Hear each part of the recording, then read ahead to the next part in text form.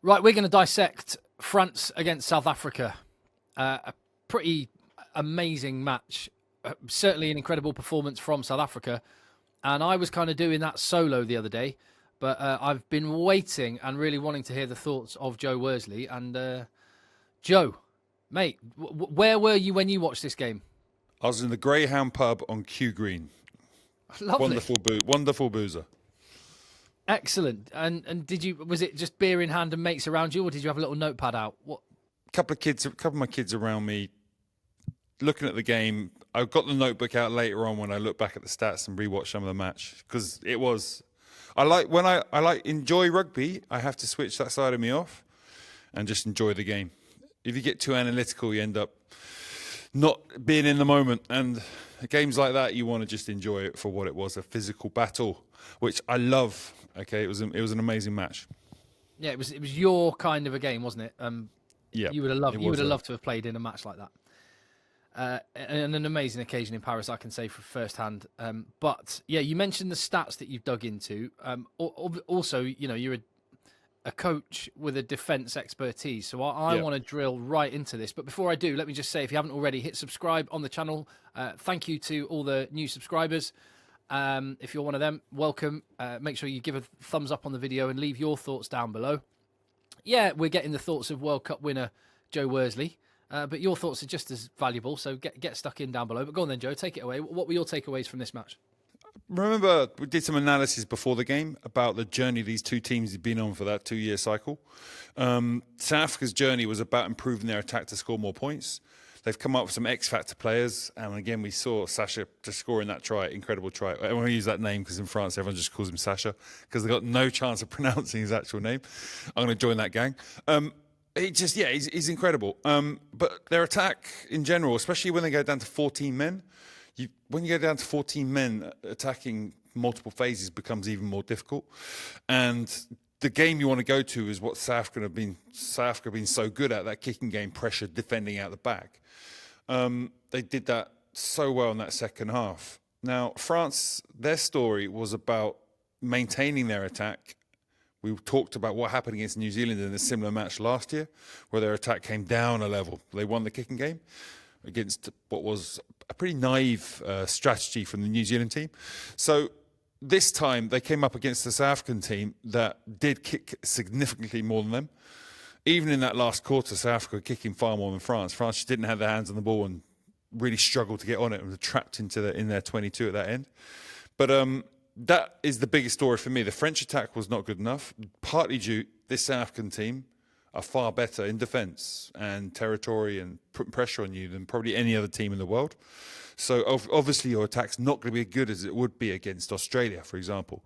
So the attack's never going to be at that same level. But the French, certainly, they played better against South Africa 2 years ago than they did in that match. It's just 2 years ago, their kicking game was appalling. It was a bit better in this game, but still not up to the same level as South Africa. But it wasn't just about that. There were 14 penalties given away by France to South Africa's 7. That's a huge difference. 6 in the last quarter. Bielberry's yellow card was a big feature of that. But the reason they got into the 22 in the first place was, again, that South African physical dominance. That last 20 minutes was kicked off on 60 minutes by a massive carry from one of the South African front row. Can't remember who was on at that point. But he just piled through Flamand and Jegu, who are two of the thinner, lighter French players. Guillard had to go off for an injury. That physical back row was very involved in the match, but when he went off, the physicality went down a notch. And that kind of contact where he carried them 5 meters and then Flamand foot fell on the wrong side as a result of being carried 5 meters, got trapped by one of the South African players, penalty, kick in the corner, 10 minutes later, try, Bielberry off. And then scrum, 30 meters out, they win another penalty. Scrum didn't dominate, but it was by far and away the superior scrum.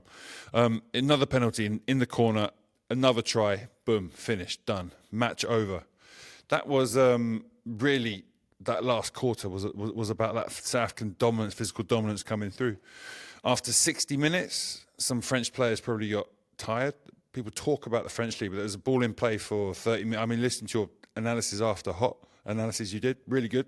But you're wondering about the fitness Now, it's not running fitness, I don't think. It's just that test match animal. The physicality levels you ought to have against South Africa. France are one of the few teams that can normally match that, but certainly some of their players weren't fitness-wise. It's not an element of how far you can run. It's how you can stay in that wrestle. The number of physical collisions you're taking, you're wrestling, you're mauling, you're scrummaging. That all takes a toll. Maybe that was something that paid as well towards the end there. I mean, equally, Jegu and Aradou, who were on the pitch at that point, Flamand was still on. They're quite lightweight people as well. And when you're massive South Africans running at you, sometimes you just need that weight to hit them back. Anyway, I've spilled a lot of stuff off at you here. No. Thoughts from you? What I'm interested in. So you're a defence coach, and you're there in the. Is that say USAP behind you? Is that you at the Perpignan training ground? I am the training ground. Lovely. So Perpignan's new defence coach. Give us the benefit of your wisdom. What is it that makes South Africa's defence so formidable? Because you talk about motivation a lot, and clearly they've got a lot of that, but you can imagine that all international teams are going to be incredibly well motivated. So what is it that's separating them? I think it's tied up with their identity as a team. So it's something, we are this amazing defensive physical team. Physical dominance is tied up in South African rugby. So you always go on the pitch, like when we play them, we have to match or beat these guys physically if we're going to win this game, was kind of the be-all and end-all. So that is, defence is tied up in that, and their ability to win collisions and the animals they have means that behind that they can get the spaces necessary to rush people all the time.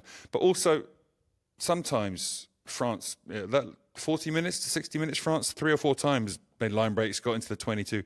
You can say they were lucky or Bielberry's pass was not as good as he would normally make, but 3 other occasions, I think Penno did the chip, they won the ball back and the South Africans just hustled, got back on side, bundled him to touch.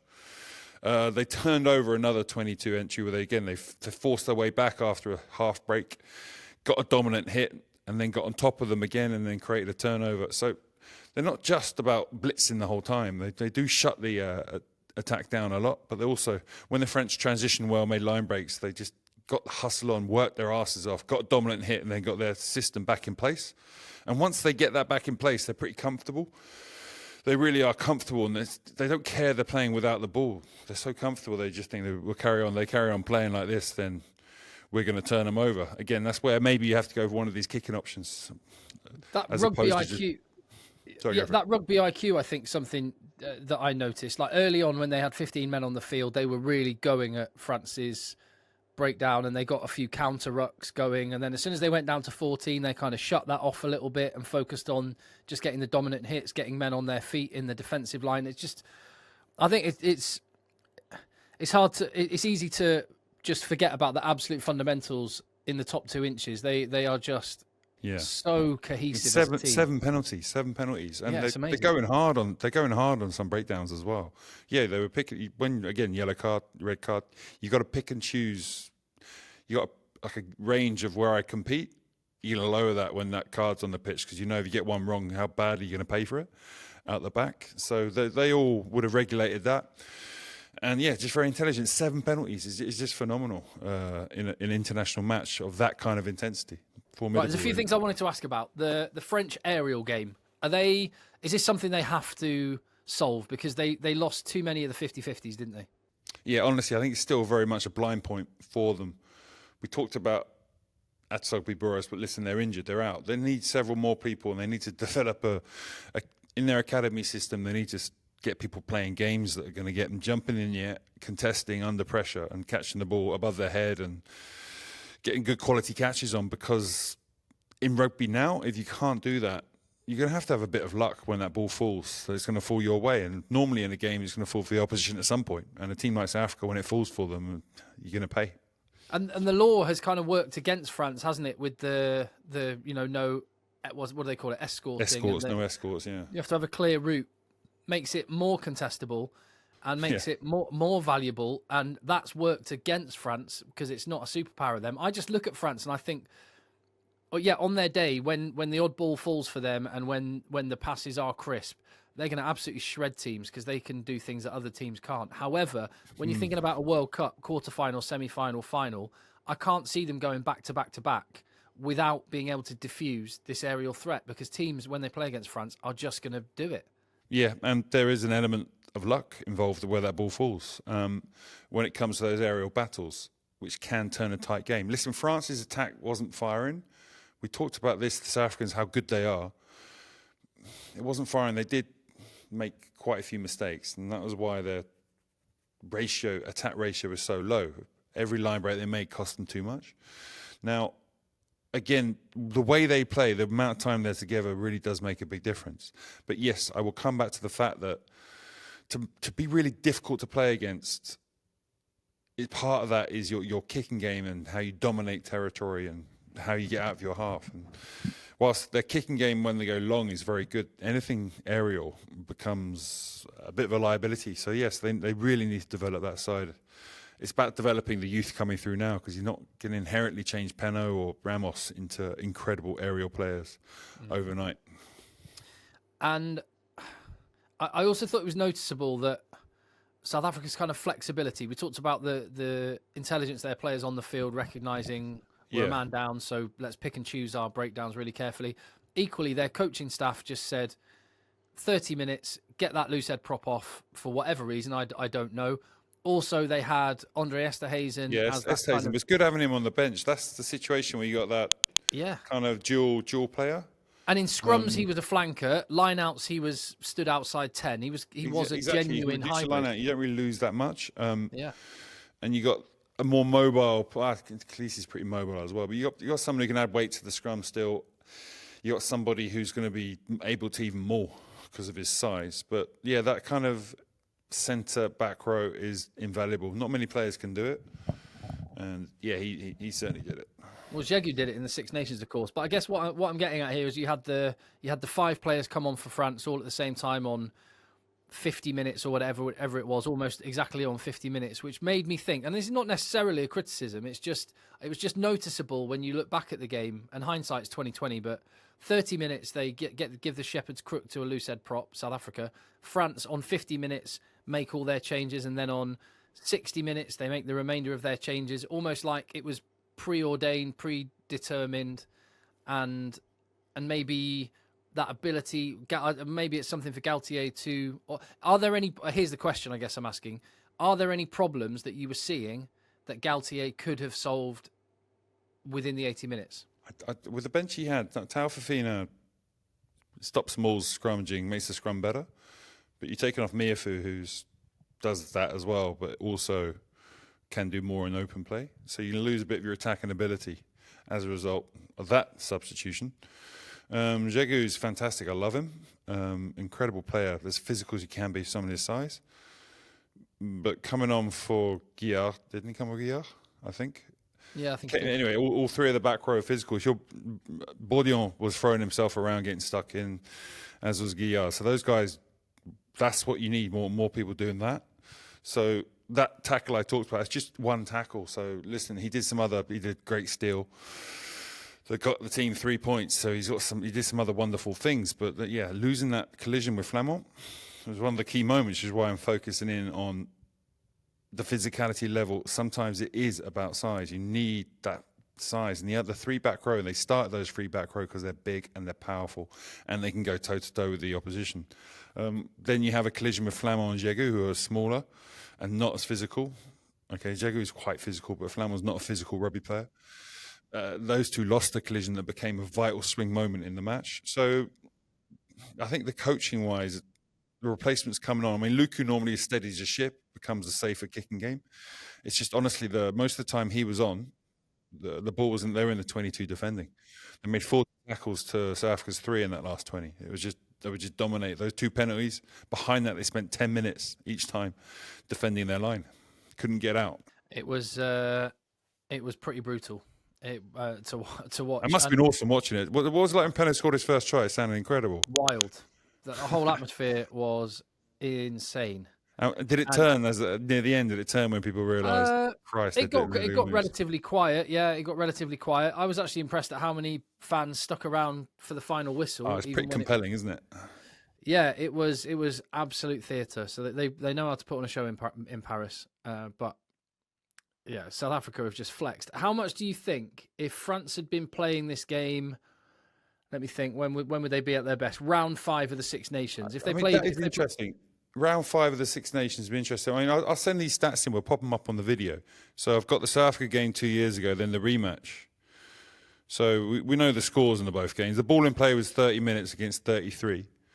The French made 4 less kind of entries into the 22 than they did in that match last time. Okay, so South Africa did 8 both times. South Africa had a bit more possession this time because they played a lot better in attack themselves. France still offloaded much more than South Africa, 18 times to 12. Okay, because they're similar possession stats, not too dissimilar. Line breaks were the same though. Line breaks were the same. Oh, really?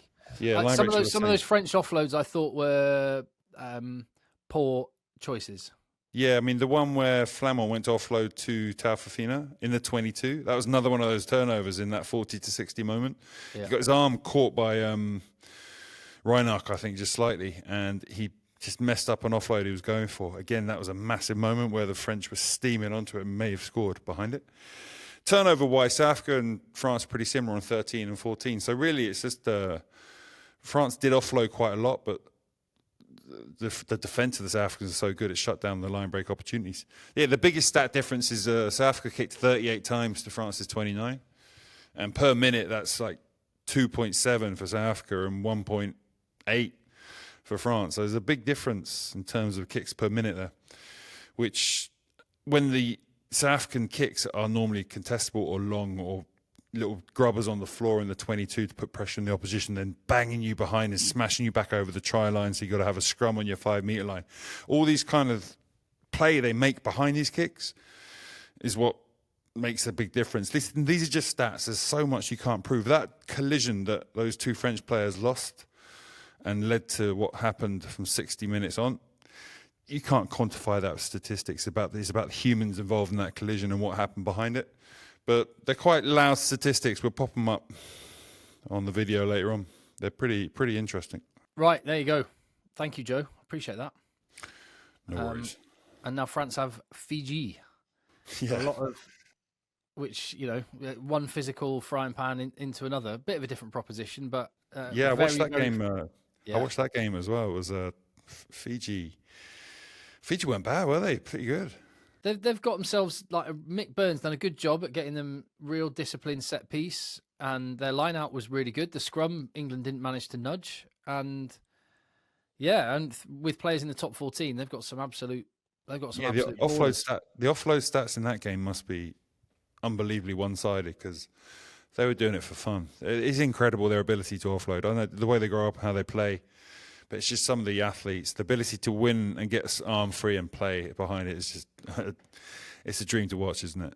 Yeah, I thought Ray Assi was excellent. But yeah, a load of players from the top 14. I would recommend, if you haven't already, subscribing to the channel.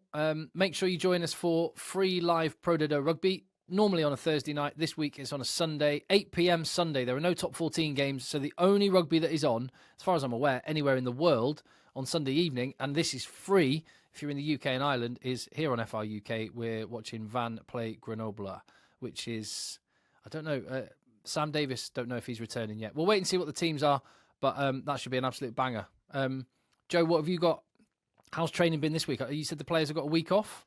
Yeah, they had a week off because they had a 9-game block, which with the pre-season games before that, it's an intense block of 3 months basically of rugby. So at the back of that, everyone had a week off. They're coming in tomorrow. Been chatting to a few of them already. Just picking around what's happened before, trying to really nail down what we're going to do in the future. And tomorrow, we're going to attack it properly. I'm really excited. It'll be really good. Can't announce exactly yet. We had a few injury crises, especially at 10. We got some medical jokers, they say in France, are coming in, which is going to make a big difference as well with the injury list that we have. Watch this space. There we go. Watch this space. Right, nice one, Joe. Appreciate it.